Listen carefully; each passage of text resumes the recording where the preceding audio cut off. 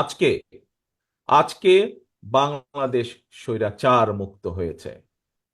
স্বৈরাচার মুক্ত হওয়ার পরে একটি অন্তর্বর্তীকালীন সরকার বর্তমানে দেশ পরিচালনা করছে।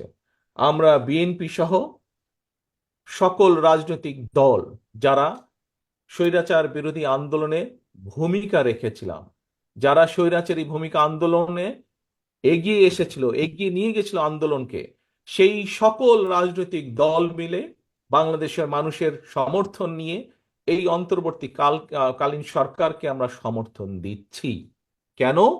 কারণ যেই অধিকার আদায়ের দাবিতে বাংলাদেশের মানুষ গত এক যুগেরও বেশি সময় ধরে বিএনপি সহ বিভিন্ন রাজনৈতিক দলের নেতৃত্বে আন্দোলনকারী গণতন্ত্রী বিশ্বাসী বিভিন্ন রাজনৈতিক দলের নেতৃত্বে আন্দোলন পরিচালনা করছিল মানুষের অধিকার প্রতিষ্ঠার জন্য, রাজনীতিতে অধিকার প্রতিষ্ঠার জন্য, কথা বলার অধিকার প্রতিষ্ঠার জন্য, মানুষের মুক্তি, অর্থনৈতিক মুক্তি অর্জনের অধিকার প্রতিষ্ঠা করার জন্য।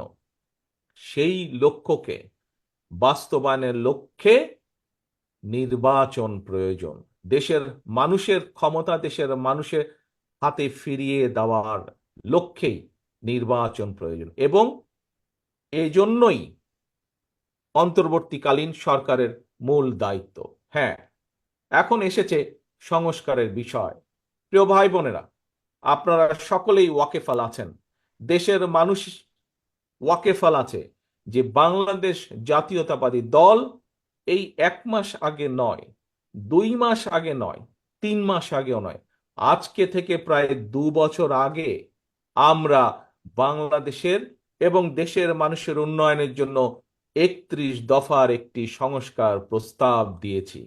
আজকে অনেক ব্যক্তি বা সংগঠন সংস্কারের কথা বলছে। আজকের অন্তর্বর্তীকালীন সরকার যে তারাও সংস্কারের কথা বলছে, কিন্তু এই সংস্কারের প্রস্তাব বিএনপি দেশের মানুষের সামনে প্রথম হাজির করেছে। কারণ বিএনপি দেশ এবং দেশের মানুষের জন্য চিন্তা করে বলেই আজ নয়, 3 মাস আগেও নয়, 6 মাস আগেও নয়, আজ থেকে 2 বছর আগে বিএনপি সংস্কার প্রস্তাব দিয়েছে। কিন্তু প্রিয় সহকর্মীবৃন্দ, এই সংস্কার প্রস্তাব এটি যে কোনো সাধারণ মানুষ বোঝে।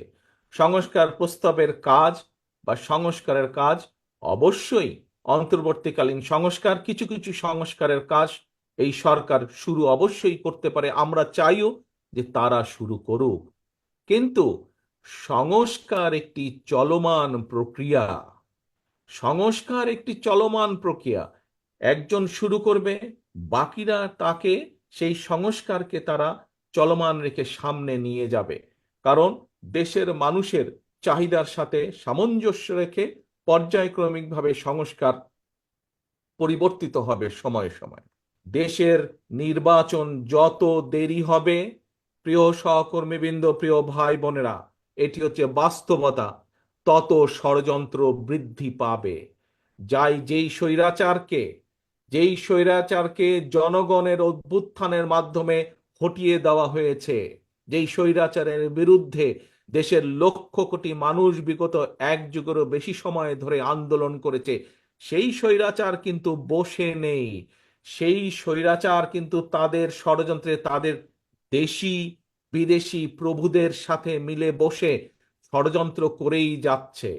শুধু তাই নয়, নির্বাচন যত দেরি হবে, এই দেশের মানুষের স্বাস্থ্য সুবিধা, এই দেশের ছাত্রছাত্রীদের শিক্ষা ব্যবস্থা, এই দেশের কৃষকদের সমস্যা, এই দেশের ব্যবসায়ীদের বিভিন্ন সমস্যা, এই দেশের বিচার ব্যবস্থার সমস্যা, এই দেশের প্রশাসনের সমস্যা, যতগুলো সমস্যা স্বৈরাচারের সময় শুরু হয়েছিল, স্বৈরাচার করে গিয়েছে, এই সমস্যার গিট্টু আরো বৃদ্ধি পাবে।